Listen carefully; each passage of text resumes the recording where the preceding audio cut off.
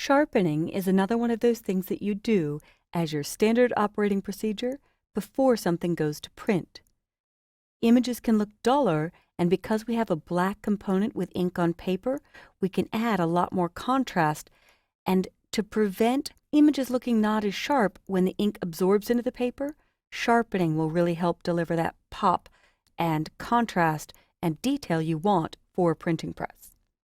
So several years ago, Adobe added Smart Sharpen. Well, with Photoshop CC, they've improved it more. It's located under Filter, Sharpen, and Smart Sharpen. And I'm going to drag the eyes into view here. I can click and drag on the preview window and it shows me 100%.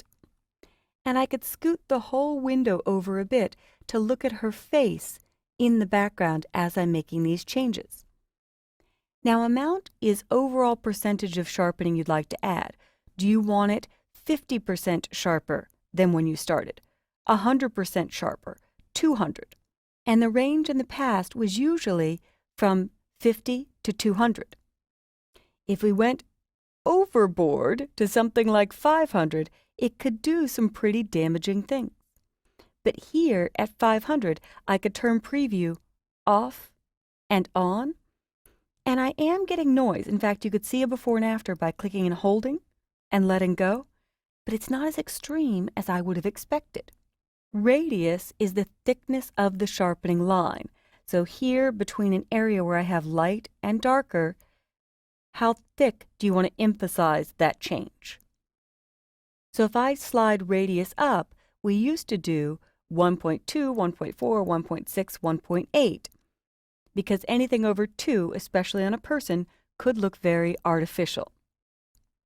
So if I look at these settings, here's before and after. It did clearly get noisier. I'll uncheck preview, before and after, and some noise is definitely introduced. But check and see how much better it is than the previous version. If I hit this little gear icon on the right, I can check Use Legacy, which behaves like the last version of Photoshop and older versions. That is extreme.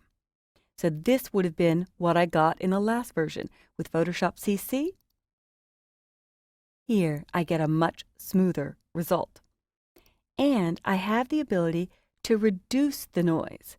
So I can slide Reduce Noise up, protecting the more solid tones in the image, but still sharpening where it needs to be. So before, after. I do that until I really don't see any noise introduced here, but I'm getting much better detail overall throughout the face where I want it. So I will click OK.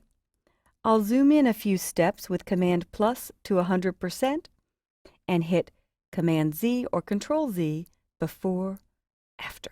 So Command Z or Control Z will do that before and after. And with ink on paper, you need a little bit more sharpness than just on your standard screen. So it may look a little sharper than you want, but it'll produce a better high-end image. So let's try this with one other shot. Again, you may not realize this is out of focus until you go to do the sharpening. So I'll place this little bird over here, Filter, Sharpen, Smart Sharpen. I'll click the bird's head to bring the head and the eye into view, and it kept the previous settings. So before, after. Now in here, if I hold and let go, I am getting quite a bit of noise, or actually some noise. If I set this to 0, there's a lot more noise introduced in the solid areas. I'll slide this up until the solids still look smooth, but I'm getting sharpness everywhere else where I need it. And if I choose Use Legacy, that's what we would have gotten. All of this noise, haloing or white lining, where you get white lines around the edges of objects that shouldn't be there. Turn Use Legacy off, and it's much more subtle. And in fact, in the before and after, I could see a little bit of haloing was captured in the original shot. So sometimes that does help add depth or detail, but too much of it is definitely not preferred.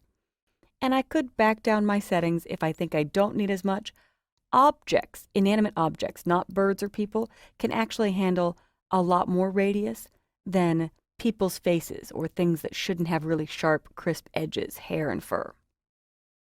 So I'm happy with this. So let's take a look at our overall before and after. I'll just use history, before, after, Smart Sharpen, much more detail, much better look, on the girl, before and after. Before and after. And this one is good to see fit in window, to see the details in her necklace and her hair that have been revealed. So I hope you've enjoyed this tour of sharpening. Before you output high-end images, you typically will need to add a little bit more sharpening so that contrast and detail is carried from your screen to ink on paper.